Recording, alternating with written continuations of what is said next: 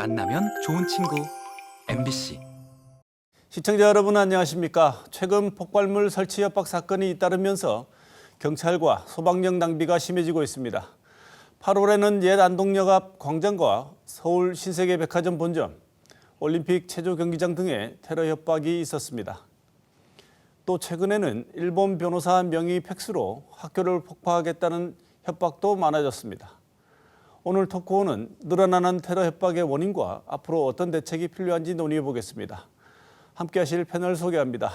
박동균 대구한의대 경찰행정학과 교수 모셨습니다. 어서 오십시오. 네, 안녕하십니까. 김병수 변호사 모셨습니다. 어서 오십시오. 네, 안녕하십니까.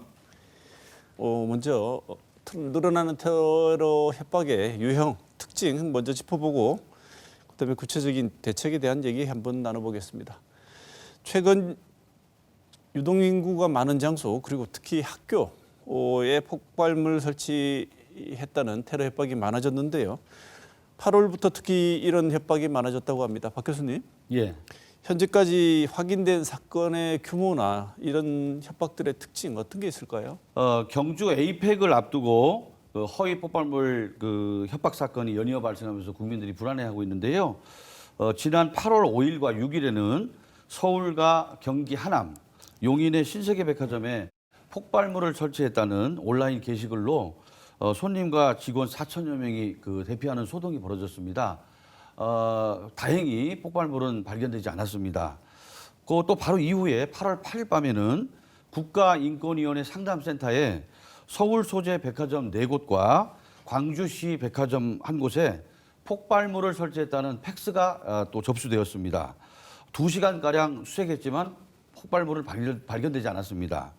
또 그 이후에 8월 13일에는 용인 에버랜드를 폭파하겠다는 문건이 팩스로 또 전달되어서 경찰 특공대하고 기동대 등 약 200여 명의 공권력이 투입됐는데 또 폭발물은 발견되지 않았습니다.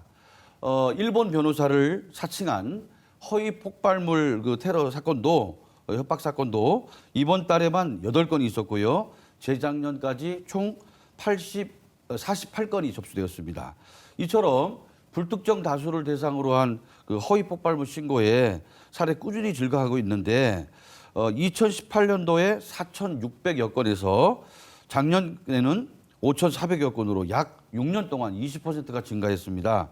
이런 사건들은 우리나라가 위험한 국가라고 하는 잘못된 인식을 국제사회에 심어주어서 국가 신용도에 악영향을 미치는 사건이라고 볼 수 있겠습니다. 네, 지금 말씀해 주신 여러 사건들 중에 대표적인 사건이 신세계백화점 본점에 폭발물 설치했다는 이것은 온라인 커뮤니티에 협박글을 올린 사건인데요.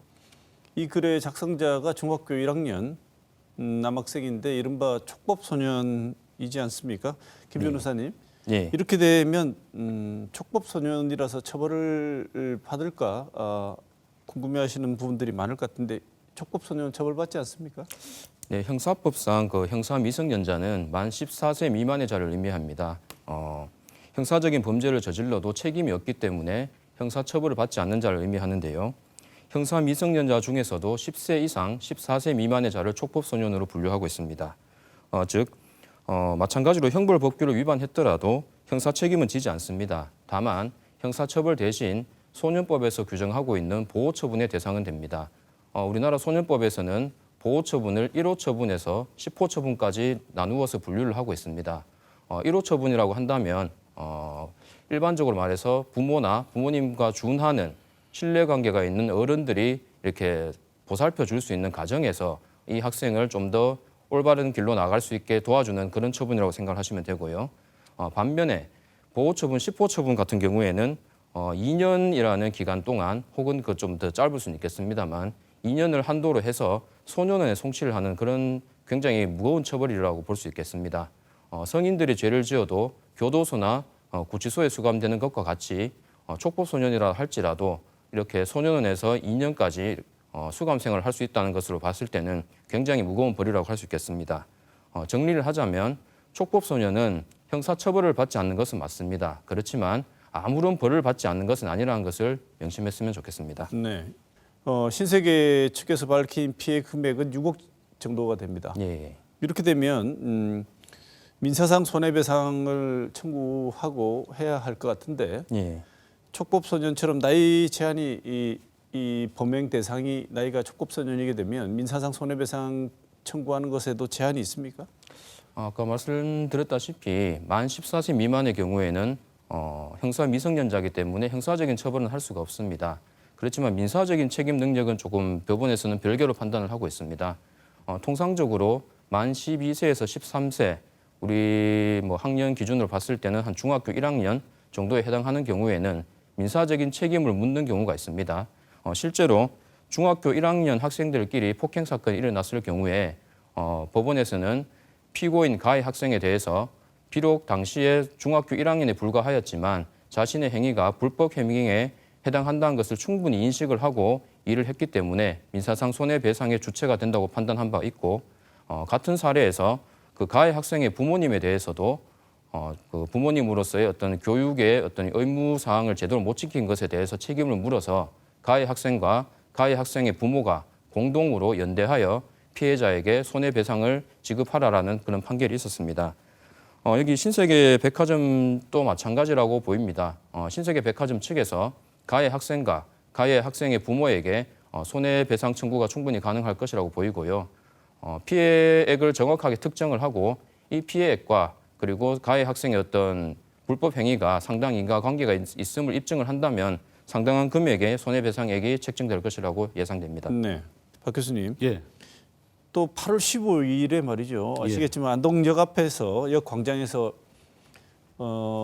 다큐멘터리 촬영이 사실은 예고가 됐었습니다. 맞습니다. 예고가 됐었고 이걸 알고 있는 사람이겠죠. 폭발물 터뜨리겠다는 협박을 했습니다. 그래서 실제로 촬영도 중단되고 모였던 시민들이 다 대피하고 이런 일들이 있었는데요. 이런 협박범의 심리는 어떻게 분석하십니까? 예. 지난 그 광복절 8월 15일 날 그러니까 안동역이 이제 이전해서 예전에 안동역에 폭발물을 터뜨리겠다고 하는 것이 라이브 방송에 이제 오전 7시 반쯤에 이제 떴습니다. 요즘에 최근에 방송되는 영화에도 이런 장면들이 많이 나오거든요. 근데 알고 보니까 잡아 보니까 10대 청소년이었습니다.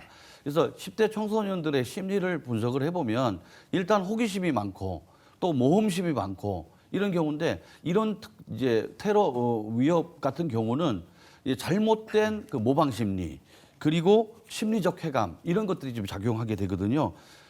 내가 전화 한 통을 하고 그다음에 글을 하나 올리는 것만으로 군부대가 이동을 하고 경찰이나 소방력이 많은 사람들이 하고 또 시민들이 불안해하는 것을 즐기는 그런 그 쉽게 말하면 쾌락과 스릴을 즐기는 그런 것이라고 볼 수 있겠습니다. 그래서 아직까지는 그 정상적으로 그리고 올바른 그런 사회관계를 아직 맺지 못한 10대의 나이에 자신을 드러내기 위한 그런 잘못된 그런 그 영웅 심리가 작동한 것이라고 볼 수 있겠습니다. 네, 박 교수님 방금 말씀 주신 것처럼 군대나 경찰들이 막 이동하고 동분서주하는 모습을 보면서 그거 자체를 어떻게 보면 즐기는 듯한 맞습니다. 이런 범죄, 경찰 치안력 소비하게 만드는 이런 범죄를 스와팅 범죄라고 한다고 하는데요. 이 온라인을 특히 중심으로 하는 이런 폭발물 설치 협박 사건, 스와팅 범죄, 김 변호사님, 예. 왜 이렇게 급증했다고 보십니까? 온라인 중심의 폭발물 협박 및 스와팅 범죄가 급증한 이유는 뭐 익명성이라든지 모방 심리, 기술적 접근성 등 복합적인 원인이 결합된 결과입니다. 그 중에서도 범죄자의 입장에서는 온라인에 글을 하나 쓴다든지 수사기관에 전화 한 통 한다든지 하는 굉장히 적은 노력을 가지고도 수십 수백 명의 경찰력이 출동을 하고 수백 수천 명의 시민들이 통제되고 대피하는 그런 모습을 보면서 아까 말씀 주셨던 그런 뭐 어떤 쾌감이라든지 영웅 심리를 충족시키는 그리고 그런 범죄를 보면서 나도 저렇게 할 수 있겠구나라는 모방 심리를 가지고 모방 범죄가 급증하는 데서 그 이유를 찾을 수 있겠습니다. 그리고 이게 인식의 문제도 조금 있는 것 같은데요. 아직까지도 우리나라에서는 이런 장난 전화다. 저 사람 장난 전화 한번 잘못해서 뭐 크게 이렇게 처벌을 받았네. 이 정도로 생각하는 경향이 많은 것 같습니다. 이게 실제로 폭발물이 있든 없든 일단은 공공의 어떤 사회적인 혼란과 그런 뭐 불안감을 조성했다는 것만으로도 굉장히 심각한 범죄라는 것을 인식을 하고 정확하게 우리가 이 문제점을 해결해 나간 것이 필요할 것이라고 봅니다. 네. 올 3월에 공중협박죄가 신설이 됐는데요. 이 공중협박죄가 어떤 건지 박 교수님 설명도 좀 해주시고 네네. 피의자들 살펴봤더니 또 젊은 층이 많다고 하는데 예. 이 연령대들이 어떻게 분포되어 있는지 그다음에 이것이 의미하는 바가 뭔지도 설명을 좀 주시죠. 예. 공중협박죄는 지난 묻지마 범죄 때문에 생긴 제도라고 볼 수 있겠습니다. 그래서 길거리나 이런 데서 흉기를 가지고 이렇게 다니면은 처벌하게 되는 그 죄이고요. 올 3월에 공중협박죄가 신설된 이후 지난달까지 폭탄 허위 위협으로 지금 검거된 인원이 48명 정도 됩니다. 근데 그 48명 중에 절반이 넘는 25명이 40세 이하였습니다. 그러니까 젊은 층에서 이렇게 허위 폭탄 위협을 하는 거죠. 또 올 4월에 발표된 논문에 따르면은 2023년하고 2024년 2년간 범죄 예고로 1심 유죄가 나온 44건을 분석을 해보니까 그중에 38건의 동기가 관심 유발과 분노 표출이었습니다. 그러니까 관심 유발이라는 것은 뭐냐면 자신을 이제 한테 관심을 가져달라 이제 이런 거죠. 그러니까 즉 사회 부적응과 히키코모리 이제 일본어인데 이제 사회 부적응과 은둔형 외톨이죠. 이런 사람들이 자기 지위를 확인하고 관심 가져달라는 뜻이고요. 또 하나는 뭐냐면 사회에 대한 불만. 아까 인터넷 환경을 얘기했는데 다른 사람들은 좋은 차를 타고 다니고 좋은 여행을 하고 다니는데 나는 그런 게 왜 없지 하면서 거기에서 생기는 것을 표출시키기 위한 잘못된 행태로 나타나는 것이 바로 지금 허위 폭탄 위협이라고 볼 수 있겠습니다. 네, 특정 협박하는 대상에 대한 원한이나 이런 게 있어서가 아니고 사회 전체에게 울분이나 분노를 표출하는 일종의 사회병리적 현상으로 보시는군요. 그렇습니다. 이제 우리가 보통 범죄는 나한테 어떤 그 이익이 생기고 어떤 쾌락이 생기기 때문에 범죄를 저지르는데 묻지마 범죄나 무동기 범죄, 경찰에서는 이상동기 범죄라고 하는데 그런 것은 뭐냐면 난 열받는다 이렇게 하면서 포출하는 거기 때문에 사실 경찰이 제어하기가 어렵습니다. 왜냐하면 우리가 일반적으로 얘기하는 범죄 예방 전략은 내가 이걸 하면 체포되겠구나, 적발돼서 처벌받겠구나 하기 때문에 범죄 예방 전략에 의해서 범죄를 억제할 수 있는 수단인데 묻지마 범죄는 심지어는 범죄를 저지르고도 가만히 있습니다. 체포되라고. 그렇기 때문에 억제하기가 어렵기 때문에 공중협박죄를 신설한 것입니다. 네, 지금부터 이 사회적 손실 측면과 향후 대책 한번 짚어보겠습니다. 김 변호사님, 예. 잊을만 하면 한 번씩 맞습니다. 템포가 좀 점점 잦아진다는 게 시민들에게 더 큰 불안감을 주고 있는 것 같은데요. 사회 심리적 파장은 어느 정도라고 보십니까? 네, 보통 우리는 이제 뭐 어색한 곳이라든지 어둡고 인적이 드문 곳을 좀 무서워하고 좀 두려워하는 경향이 있습니다. 그러다가도 사람이 많은 곳으로 나오면은 상대적으로 안도감을 느끼고 이제 내가 안전해졌겠구나라는 그런 생각을 하기 마련인데 오히려 지금 공중협박 같은 경우에는 내가 가장 안전하다고 믿었던 학교, 도서관 혹은 뭐 여러 사람들이 있는 백화점 혹은 체육관, 콘서트장 이런 곳들을 타겟으로 해서 일어나는 범죄다 보니까 결국에는 이 사회에서 내가 안전하게 있을 곳이 아무 곳에도 없구나라는 이런 심리적인 불안감을 형성하게 만들고요. 그러다 보면은 이게 자연스럽게 공권력에 대한 불신으로도 이어질 것이고 사회 구성원들이 서로를 믿지 못하는 그런 상황에까지 이르게 될 것이라고 봅니다. 그렇게 된다면은 사회 구성원들의 전체적인 스트레스 지수라든지 정신 건강에도 굉장히 안 좋은 악영향을 미칠 것으로 보이고요. 이러한 것들을 치유하고 또 이렇게 회복해 나가기 위한 사회적인 비용도 굉장히 천문학적인 비용이 될 것이라고 생각을 하고 있습니다. 그렇기 때문에 이런 공중협박이라든지 테러 위협 같은 것들은 단순히 어떤 형사적인 처벌 정책뿐만 아니라 우리 사회가 장기적으로 계획을 가지고 좀 어떻게 해결해 나가야 되는 공동의 숙제와 같은 문제가 아닐까 생각을 하고 있습니다. 네, 박 교수님. 예. 실제로 협박 신고를 했는데 이런 협박 신고가 접수가 되게 되면 예. 경찰 특공대, 예. 수사팀, 예. 그다음에 소방 인력이 한번 투입될 때마다 물론 협박의 규모라든지 이 협박범이 이 폭탄을 설치했다고 얘기하는 곳의 성격에 따라 다르겠지만 투입할 때 대략 혈서가 어느 정도 소비가 되나요? 아까 우리 말씀하신 것과 같이 이제 경찰력이 얼마만큼 투입됐고 또 장비가 얼마만큼 들어갔는지에 따라 그 수백만 원에서 수천만 원까지 우리가 추정할 수 있는데요. 우리가 2023년에 프로 배구 선수단 칼부림 예고가 있었고요.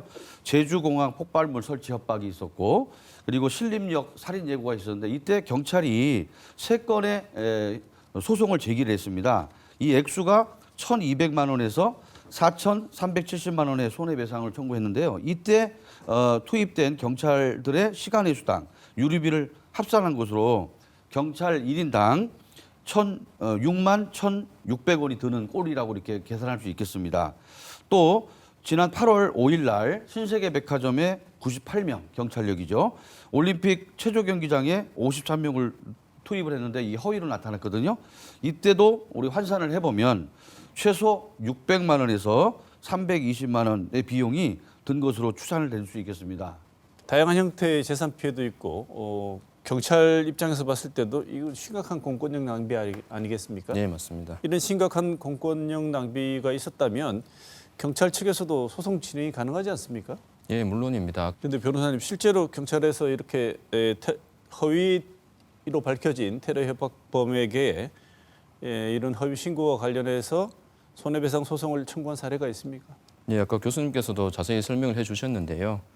실제로 2023년경에 발생했던 그 신림역 살인 예고 사건이라든지 그리고 제주공항 그 테러 협박 그 게시글 작성이라든지 그 프로배구 선수단에 대한 어떤 그 칼부림 예고를 하는 그런 사건 3건에 대해서 민사상 손해배상 청구를 제기를 했고 이 중 프로배구 선수단 사건에 대해서는 작년에 그 청구했던 1,200만 원 금액 전액이 이제 인정을 된 사실이 있고요. 그 나머지 2건에 대해서는 아직 소송이 진행 중이고, 그리고 신림역 칼부림 살인 예고 글에 대해서는 이번 달 19일 날 서울중앙지법에서 선고가 예정이 되어 있습니다. 그리고 참고로 프로배구 선수단 사건의 형사재판은 1심에서 1년 6월에 실형이 선고되었다가 항소심에서는 징역 1년, 집행유예 2년으로 감형이 되었고, 신림역 살인 예고 사건의 경우에는 징역 1년에 집행유예 2년이 선고되었고, 제주공항 사건의 경우에는 징역 1년 6월에 실형이 선고된 바가 있습니다. 범죄 심리 분석 전문가들은 허위 테러 협박에 과도하게 대응하는 것이 오히려 좋지 않다, 자제해야 한다. 왜냐하면 본인의 허위 신고의 위력감을 그러니까 실제로 효용감을 느끼게 되는 일이 발생하기 때문에 오히려 과도한 대응을 자제해야 한다 이런 말을 하기도 하는데요. 네. 그래서 불필요한 반응이 모방 범죄를 오히려 부추긴다 이런 지적 어떻게 생각하시는지, 예. 그다음에 정말 그렇다면 조용한 추적 검거가 가능한 환경은 되고 있는지 이건 어떻게 보십니까? 예, 이제 이 케이스는 이제 아주 고위험이나 이런 거는 아니고요. 중저 위협에 해당되는 겁니다. 그래서 왜냐하면은 지금 허위 테러 위협범들은 자기가 인터넷에 올린 거 그리고 팩스 넣은 거 이걸 가지고 그 많은 경찰력이 막 움직이면서 막 그 언론이나 방송에서 막 대서특필되는 것에 스릴을 느끼기 때문에 오히려 과도한 대응을 자제하는 것이 좋은 방법이다라고 하는 것이 이제 하나의 대응 전략인데요. 즉 불필요한 과도한 반응이 모방 범죄를 더 부추긴다. 이제 이런 논리에 의한 것입니다. 그러면 어떻게 하느냐? 조용하고 아주 치밀하게 범인을 검거해가는 방법이다. 이런 거고요. 그래서 나온 것이 최근에 경찰청에서는 허위 협박 대응 그 매뉴얼을 만들어 가지고 저위험인 경우에는 경찰 특공대를 보내는 대신에 순찰력을 강화하는 것으로, 이게 좋은 방법입니다. 그리고 지금 언론에서도 이런 경우는 방송을 하지 않고 방송을 자제하고 아주 단막으로 끝낸다든지 이렇게 하는 것이 필요할 것 같고요. 특히 요즘에는 이제 그 인터넷 채널이 그 방송이 많지 않습니까? 이런 것들에서 막 이렇게 과도하게 하는 것은 적절하지 않다고 봅니다. 네. 그런데 말이죠, 김 변호사님. 예. 이 콘서트장에 폭발물 설치되어 있다고 하는데 이 조용한 검거 추적 검거 가능하다고 보십니까? 예, 사실 실제 테러인지 허위 협박인지는 초기에는 판단이 어렵기 때문에 일단은 실제 상황을 염두에 두고 대응을 하는 필요가 있다고는 봅니다. 다만 일정 수준의 대응은 불가피하겠지만 자체적인 매뉴얼을 가지고 위험도에 따라서 단계적으로 체계적으로 이렇게 대응하는 것이 혼란도 줄이고 과도한 대응을 막을 수 있는 방법이 아닐까 생각하고 있습니다. 해외에서 만약에 이렇게 폭발물 설치 테러 협박하게 되면 어떤 처벌 받습니까?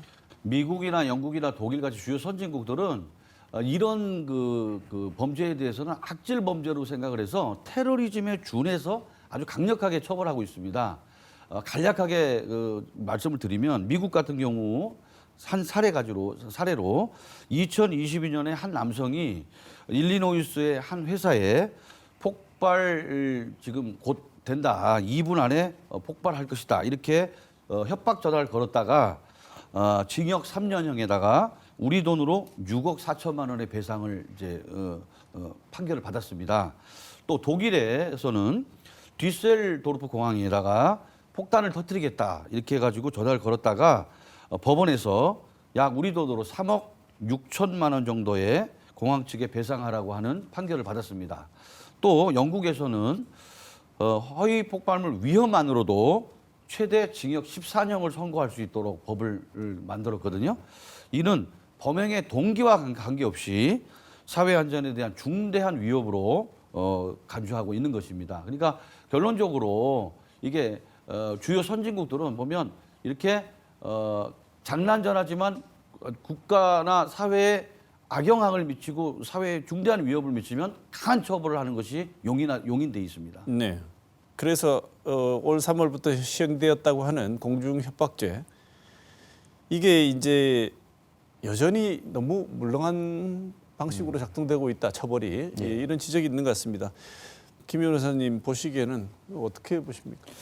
2025년 3월 18일부터 공중협박죄가 신설이 되어서 시행이 되고 있습니다. 간략하게 내용을 말씀을 드리면 불특정 또는 다수의 사람의 생명과 신체에 대한 공연히 공중을 협박한 사람에 대해서는 5년 이하의 징역이나 2천만 원 이하의 벌금에 처할 수 있고 상습범에 관해서는 가중처벌할 수가 있고 이 죄에 대해서는 미수범까지 처벌할 수 있도록 규정이 되어 있습니다. 올 5월 26일 날 서울 영등포구 한 쓰레기 수거장에서 피고인이 어떤 부탄가스 그리고 뭐 전선 이런 것들을 이용해서 사제폭탄을 만든 다음에 이를 들고 약 40분 가량을 어떤 뭐 공중에 대해서 위협을 하면서 협박을 한 사건이었습니다.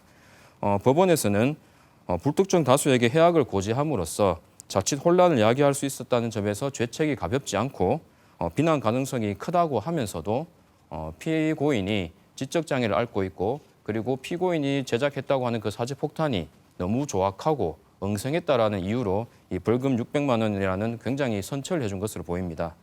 물론 개별 사건마다 각각의 뭐 양형 사유, 참작 사유들을 적용하는 것은 당연한 것이라고 하겠지만 모방 범죄를 막고 범죄 심리를 억제하는 측면에서는 좀 더 강력한 처벌과 수사 단계에서도 구속 수사를 통해 일벌백계 하는 방법도 필요할 것이라고 보입니다. 박 교수님 보시기에는 솜방망이 처벌이라는 지적 어떻게 보십니까? 예, 완전히 솜방망이 처벌이 주를 이루고 있습니다. 이제 재판을 할 때 초범이고 장난이었고 반성을 하고 있고 이렇게 되면은 이제 벌금이 나오거나 기소유예를 하거나 이제 이렇게 되는 건데요. 솜방망이 처벌을 하게 되면 모방 범죄를 절대 막을 수가 없습니다. 그래서 제가 통계를 한번 보니까 공중협박죄 이후에 지난달까지 72건의 이런 사건이 접수가 돼서 48명이 검거가 됐는데 그중에 77.1%, 즉 37명이 검찰로 넘겨졌고요. 4명만이, 즉 8.3%만이 구속이 됐고요. 그래서 굉장히 솜방망이 처벌이라고 볼 수 있는 거고요. 그래서 솜방망이 처벌을 해서는 안 되고 엄격하게 법을 적용해서 처벌을 해야 되는데 만약에 그 처벌과 동시에 아까 그 외국 사례처럼 형사 소송뿐만 아니라 민사 소송을 제기를 해서 그 손해배상을 청구해야 되는데 민법 우리 750조에 따라서 만약에 그 유죄 판결을 받게 되면은 불법 행위로 인한 손해배상 청구를 할 수 있고요. 만약에 그 해당자가 미성년자인 경우에는 755조에 따라서 감독자인 부모에게도 청구를 할 수 있게 됩니다. 그래서 지금 법을 엄하게 적용을 해서 범죄자에게 압박감을 줄 수 있는 그러므로 해서 모방 범죄를 막을 수 있다고 생각됩니다. 그러니까 결론적으로 말씀드리면은 이렇게 협박 전화하고 이렇게 글 하나 올리는 것만으로도 패가 망신하겠구나. 이거 정말 구속되고 엄청난 그 액수의 돈을 배상해 줘야 되는구나 이런 인식이 심어진다면 이런 범죄는 확실히 줄어들 거라고 저는 확신합니다. 네. 네. 앞으로 이런 유사한 범죄에 관해서는 많은 그 피해 당사자들이나 국가기관에서 형사적인 처벌 이외에 적극적인 민사상의 손배송소를 제기해서 법적인 어떤 그러니까 손해배상의 소를 제기할 가능성이 훨씬 더 높아졌다고 볼 수 있습니까? 예, 그렇게 보이고요. 실제로 가정적인 상황을 가정했을 때 어떤 제가 이렇게 콘서트장을 갔었는데 누군가가 테러 협박을 해서 제가 원래 보고 싶었던 콘서트를 못 보게 됐다. 그러면 물론 이렇게 주최 측에 환불을 요구할 수도 있겠지만 나에게 이렇게 위자료를 지급을 하라라는 식으로 그 범죄 행위를 저지른 사람에 대해서 뭐 집단 소송이 되겠죠. 뭐 1인당 뭐 10만 원이라든지 이런 식의 집단 소송을 통해서 굉장히 부담을 줄 수가 있을 것이라고 봅니다. 네. 우리에게는 지금 당장 눈앞에 에이펙 정상회의가 코앞에 와 있습니다. 이런 상황에서 잇따른 폭탄 테러 예고가 혹시라도 있게 된다면 이거 정말 큰일인데요. 정상회의 자체의 부정적인 이미지는 물론이고요. 진행에 있어서의 어떤 여러 가지 어려움이 예상이 될 수도 있지 않습니까? 박 교수님 어떤 대응이 필요하다고 보십니까? 예, 그 에이펙과 같은 그 대규모 국제 행사 같은 경우는 테러리스트들한테는 아주 좋은 그런 기회입니다. 왜냐하면은 경주 같이 이렇게 그 한 도시에 그 세계 정상들이 다 모이고 그 다음에 그 옆에 또 VIP들 그 귀빈들도 다 모이고 그 다음에 관광객들도 오고 그래서 그 중요한 회의뿐만 아니라 그 문화 행사도 많이 하거든요. 그래서 요즘에 테러리스트들은 그렇게 사람이 많이 모이는 다중 이용 시설에다가 테러를 하게 되거든요. 이제 이런 거에다가 이제 허위 테러 위협까지 이제 가버리기 때문에 위험하게 되는 게 이제 있습니다. 그래서 결론적으로 말씀드리면 허위 테러 위협에 대해서는 강한 처벌해서 그거를 없애야 되는 것뿐만 아니라 지금 다중 이용 시설, 즉 아까 얘기한 대로 그 문화 행사라든지 아니면 그 콘서트장이라든지 그런 부분에 대해서 환경 설계를 통한 범죄 예방이라고 합니다. 셉테드라고 해서 물리적인 환경 설계를 잘 만들어 가지고 아예 테러리스트들이 자살 폭탄 테러 같이 차량을 공습하지 못하게 하는 그런 것도 좀 있을 수 있고요. 그러니까 아마 지금 국정원이나 경찰청에서 그걸 지금 하고 있을 겁니다. 그리고 또 한 가지는 이제 경찰청, 군 그리고 소방, 지자체가 다 긴밀하게 연결돼 가지고 사이버 테러, 그다음에 핵 테러 그리고 드론 테러에 위협할 수 있는 가정을 다 만들어서 미리 그 연습을 하고 모의 훈련을 하고 하는 그런 것들이 더 중요하다고 보고요. 그다음에 또 시민들의 성숙한 협조도 매우 중요합니다. 그래서 이런 것들이 에이펙과 관련돼 가지고 테러 방지 대책을 확실하게 안전이 제일 중요하다고 생각돼서 이 부분에 대해서 좀 더 경각심을 가져야 된다고 생각합니다. 네. 끝으로 김 변호사님께 제가 질문을 드리고 오늘 시간 마무리해야 될 것 같습니다. 네.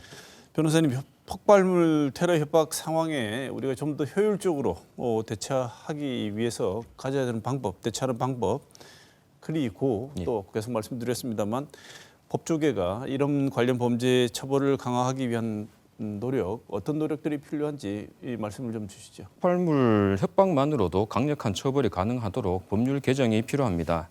실제 폭발물이 없더라도 공공의 안전과 질서를 심각하게 이미 위협한 것으로 간주해서 중범죄로 처벌해야 할 것이고 우리 일반적으로 형법상의 협박죄는 개인의 법익을 해야 하는 죄로 규정이 되어 있습니다.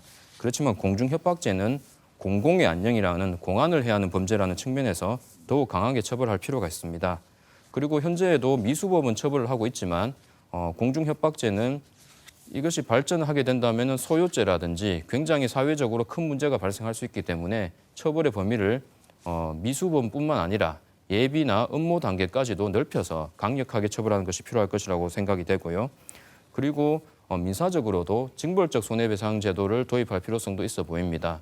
지금 하도급법이라든지 중대재해처벌법 같은 데서는 이미 시행을 하고 있는데 손해액의 1배가 아니라 3배, 5배, 10배까지도 이렇게 손해배상을 할 수 있게 강력하게 법과 제도를 정비하는 것이 필요할 것으로 보입니다. 네. 오늘 토크 시간에는 늘어나는 테러 협박의 현황 그리고 문제점 그리고 앞으로 개선해야 되는 방향까지 두 분 모시고 토론했습니다. 박동균 대구한의대 경찰행정학과 교수, 김명수 변호사 두 분 오늘 좋은 말씀 감사드립니다. 오늘 이 시간 여기서 마치겠습니다. 고맙습니다.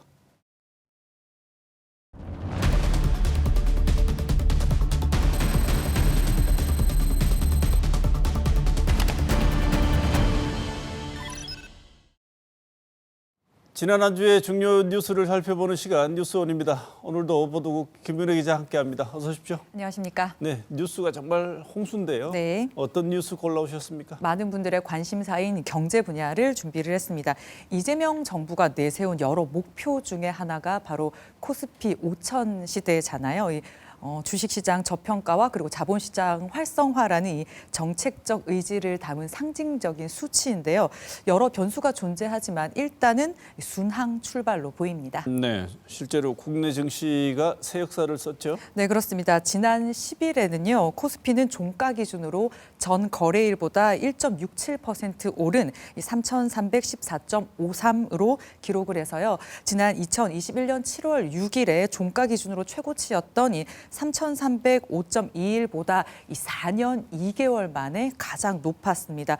이어서 그 다음 날인 11일에는요, 3,344.20으로 장을 마감하면서 이틀 연속 역대 최고 기록을 썼습니다. 올해 코스피 상승률은요, G20 국가들 중에서 가장 높습니다. 이재명 대통령은 이 취임 이후에 첫 현장 방문지가 한국거래소였지 않습니까? 네. 그래서 처음 이후에 훈풍이 초반에 좀 있었는데 그 이후에도 좀 여러 요인들이 있었죠. 이재명 정부 출범과 동시에요, 국내에서 좀 논란이 됐던 정치적 불확실성이 사라지면서 국내 증시는 상승 국면을 보였는데요. 이후에 떨어졌다가 이달 들어서 다시 회복하는 모습을 보이고 있습니다. 출범 100일을 좀 이렇게 넣고 보면요, 국내 증시를 떠났던 일단 외국인 투자자들이 돌아왔고요. 이 원달러 환율도 안정이 되면서 변동폭도 줄었습니다. 물론 7월 말에 정부가 세제 개편안을 발표를 하면서요, 투자 심리 위축을 불러왔습니다. 세제 개편안 내용 중에 가장 뜨거운 감자는 바로 주식 양도소득세 대주주 기준을 종목당 50억 원에서 10억 원으로 낮추는 것이었는데요. 세수를 늘리기 위해서는 대주주 기준을 강화해야 한다, 유지해야 한다, 이런 의견이 갈렸습니다. 이후에 여당도 유지 의견을 정부에 전달을 했고, 대정부 질문에서 경제부총리도 걱정을 다 듣고 있다, 이렇게 하면서 좀 여론을 많이 살피는 모습을 보였습니다. 네, 이재명 대통령도 뭐 굳이 고집할 필요는 없다면서 유연한 대응 시사하지 않았습니까? 그렇습니다. 이재명 대통령이 주중에 있었던 취임 100일 기념 기자회견에서 의견을 밝혔는데요. 주식시장 활성화에 장애가 된다면 굳이 10억 원을 고집할 필요는 없다고 생각한다라고 이야기를 했습니다. 그러면서 국회에 논의를 맡기도록 할 생각이라고 했습니다. 이 말에 특히 증권 업종이 좀 강세를 보였는데요. 증권가에서는 이 불확실성이 사라진 데다가 정부의 이 시장 친화적인 기조가 증시를 고점으로 형성하는 데 도움을 줄 것이다. 물론 계속 오를 수는 없을 텐데 연말쯤 가면 한 3,500선까지 형성할 수 있을 것이다. 이렇게 긍정적으로 평가를 하고 있습니다. 네, 여러 가지 증권 관련 여러 가지 이슈 중에 가장 네. 뜨거운 감자였던 게 대주주 양도소득세 아니겠습니까? 네. 이것 이후에 다른 정책에 대해서도 여러 가지 이야기가 나오고 있죠. 7월에 정부의 세제 개편안에서 이 배당 소득 분리 과세 최고 세율을 35%로 하는 내용이 있었습니다. 이 배당 소득 분리 과세는요, 이 상장사 주식 투자자들의 배당 소득을 이 종합소득에서 분리를 해서 낮은 세율의 세금을 부과하는 건데요. 자본 이득 세율이 25%인데 배당 소득 세율이 이것보다 더 높으면 대주주들이 배당을 늘리는 것보다 주식을 매각하는 게 유리해서 이 배당 확대를 유인하는 데 좀 부족하다, 이런 지적이 나왔습니다. 이 대통령도요, 기자회견에서 주식시장 활성화에 도움이 되는 방향으로라고 표현을 해서요, 최고 세율이 35%가 아니라 시장 기대치인 25% 수준으로 낮춰질 것이라는 전망도 나오고 있습니다. 또 하나 이 자사주 소각 의무화를 담은 이 상법 개정안도 변수로 꼽힙니다. 네, 중요한 게 증시뿐이 아니라 여전히 노동을 통해서 사람들은 임금을 받아서 살아가는 상황이 일반적인 경제 상황이잖아요. 네. 그래서 다수 서민을 위해서는 다른 데도 좀 집중을 해야 하지 않느냐 이런 지적도 있는 것 같습니다. 그렇습니다. 뭐 주식을 안 하면 그렇게 생각을 할 수도 있을 텐데 일단 정부 정책이 우리 경제 체질을 좀 바꾸겠다. 부동산 시장에 묶여 있고 쏠려 있는 자금을 생산적 금융, 그러니까 증시로 유도하겠다는 겁니다. 사실 부동산에 돈이 쏠려서 내 자산이 가게들마다 좀 상승했다, 뭐 많이 높아졌다 이렇게 착각을 불러일으킬 수도 있는데 사실은 이 부동산 때문에 가계의 대출이 또 늘고요. 이렇게 되면 소비와 투자가 줄어들면서 내수 부진으로 이어지게 된다는 겁니다. 이러한 자금을 대신에 증시로 끌어오면 주가도 오르고 가계 소비가 늘어나고 또 기업들의 투자도 촉진하는 효과가 있다 이렇게 보고 있는데요. 또 투자금이 증시로 유입이 되면 집값 안정에도 도움이 된다 이런 분석도 있다고 합니다. 일단은 뭐 증시 측면에서는 순항하고 있는 새 정부 경제 정책이요. 앞으로 염두하고 있는 부동산까지 어떤 영향을 미칠지 지켜봐야 할 것 같습니다. 네, 우리 경제를 활성화하는 데 여러 가지 방향이 있겠지요. 근데 증시가 중요한 지렛대 역할을 해줘서 이걸 토대로 다른 부분에서도 성과가 이제 가시화되기를 기대해 보겠습니다. 네. 다음 소식 전해주시죠. 네, 다음은 우리 지역 소식인데요. 주민 청구로 발의된 박정희 기념사업 폐지 조례안이요. 대구시 의회 문턱을 넘지 못했습니다. 뭐 혹시나 했지만 역시나였다 이렇게 평가할 수 있겠습니다. 네, 이미 앞서 상임위에서도 부결된 상황이죠. 네, 이번에 박정희 기념사업 폐지 조례에는요. 주민 14,700여 명이 참여를 했습니다. 대구시 의회 의장이 주민 청구를 받아들여서 발의해서 상정을 했고요. 지난 8일에 해당 상임위에서 기획행정위원회인데요. 심의를 한번 했습니다. 조례 폐지안에 반대를 한 사람은 윤영애 위원장 등 국민의힘 소속 5명이었고요. 찬성한 사람은 더불어민주당 소속 육정미 의원 1명으로 부결됐습니다.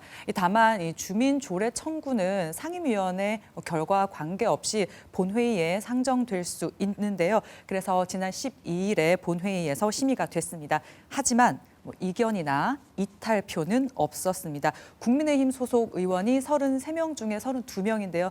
전원 반대해서 부결됐습니다. 주민 조례 청구 같은 경우에 13년 전인 2012년에요.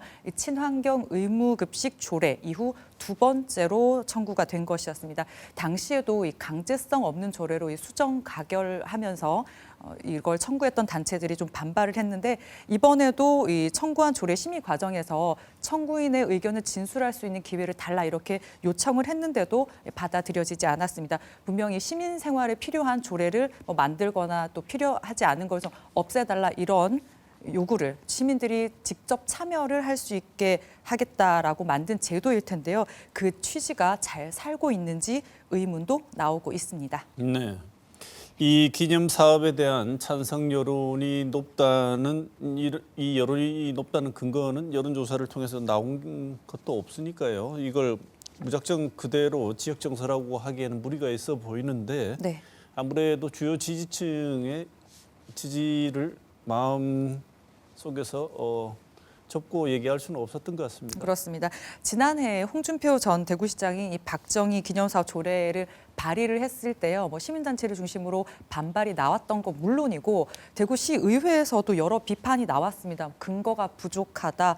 그리고 내용이 부실하다. 공론화 과정을 거치지 않아서 이건 사실상 독선이다, 독단이다 이렇게 비판을 했는데요. 하지만 이 전문가 등으로 구성된 이 기념사업 추진위를 설치를 하라 이런 문구만 좀 더 추가를 해서 수정 가결됐습니다. 대구시가 추가 동상 건립은 보류한 상태지만요.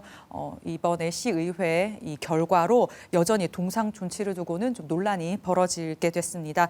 동대구역 광장에 이 동상 설치가 불법이라는 국가철도공단과 그리고 대구시가 소송을 하고 있는데요. 이 소송 결과가 더 주목될 것 같습니다. 네. 지금 다시 이런 논란이 벌어지는 이유가 사실은 이 일을 추진하던 당시에 부실했던 의견 수렴 과정 때문이 아니었던가 이런 생각이 드는데요. 네. 그래서 이번에는 여러 의견들이 논의를 투표 결과야 어떻든 여러 의견을 한번 들어보고 개진해 볼 수 있는 이런 장이 되기를 바랬는데 결과적으로 아쉽습니다. 네, 마지막 소식 전해주시죠. 네, SK텔레콤 해킹 사태에 충격이 가기도 전에 이 KT에서요 유령 기지국이라는 이 초유의 사태가 나타났습니다. 네, 이 특정 지역에서 KT 가입자들의 소액 결제 피해가 이어지면서 이게 드러났죠? 네, 과학기술정보통신부에 따르면요, 지난 8월 27일부터 9월 10일까지 소액 결제 피해가 278건이 발생을 했습니다. 나도 모르는 사이에 휴대전화로 이 소액 결제가 이루어졌다라는 피해가요, 경기도 광명, 부천, 그리고 서울 영등, 포구, 금천구 등 이 수도권 특정 지역에서 발생을 했고요. 피해액은 정부가 추산한 것은 1억 7천만 원에 달합니다. 비슷한 피해 사례가 잇따르자 경찰이 KT 측에 이 같은 사실을 알렸지만요, 해킹은 불가능하다라는 입장을 고수를 하다가 최초 신고 열흘이 지나서야 홈페이지에 이런 사항을 게시하는 등 KT가 좀 늑장 대응 내지는 축소하려 했다는 비판을 받고 있습니다. 사실 이런 일이 있으면 개인정보 유출 그리고 그로 인한 피싱에 대한 우려 등이 있어서 걱정이 많았었는데 그것도 큰 문제지만 이번에는 금액이 크고 작음을 떠나서 정말로 그런 피해가 실제로 나타났다는 점에서 심각성이 있지 않습니까? 네, 그렇습니다. 이 초소형 기지국은요, 신호가 약한 곳에서 이 통신 품질을 높이기 위해 설치하는데요. 일단 정부 조사단은 소액 결제 범행에 해커들이 이 초소형 기지국을 이용한 것으로 설명을 했습니다. 이 해커들이 불법 초소형 기지국을 만든 뒤에 이 KT 기지국과 이 휴대전화 사이에서 이 개인정보 신호를 빼냈고요. 입수한 개인정보를 이용을 해서 ARS 인증 방식으로 가입자 몰래 온라인 상품권 등을 구매한 것으로 보고 있습니다. 이 추가로 소액 결제를 당한 피해자들 중에서요, 가입자 5,500여 명의 개인정보도 유출이 없다라고 했는데 결국 유출된 것으로 드러나서 KT가 대국민 사과를 하기도 했습니다. 이 초소형 기지국 장비는요, 다른 통신사에서도 지금 사용이 되고 있는데 정부는 추가로 유령 기지국이 발견되지는 않았다고 설명을 했습니다. 유령 기지국이 내 정보를 빼간다고 한다면 이건 가입자는 정말 어떻게 볼 수 없는 상태로 그냥 무방비로 당할 수밖에 없는데 네. 어떤 대책이 있습니까? 일단 불법 초소형 기지국을 이 차량 등에 실어서 이동하면서 범행을 했을 것으로 추정이 되고 있어서요. 다른 지역에서도 피해가 발생할 수 있는 우려는 있습니다. 정부가 일단 통신사의 신규 초소형 기지국의 통신망 접근을 전면 제한하도록 조치를 해놓은 상태입니다. 또 해커가 아니라 내부 소행일 수도 있다라는 추측도 나오고 있는데요. 목적과 경위가 명확하게 밝혀져야 할 것으로 보입니다. 정부도 책임에서 자유로워 보이진 않습니다. 왜냐하면 이 SK텔레콤 사태 이후에 대책 마련을 열심히 하겠다 이런 것도 정부가 발표를 했었는데 다시 5개월 만에 이런 사태가 발생을 했기 때문입니다. 기술이 빠르게 발전하는 만큼 해킹 기술도 진화를 하고 있는데요. 이 대응이 정보통신업계에 맡겨둘 것뿐만 아니라 이 정책적으로 이 사이버 보안에 강력한 대책 마련이 필요해 보입니다. 네, 김은혜 기자 이번 주도 준비하느라 고생이 많았습니다. 수고하셨습니다.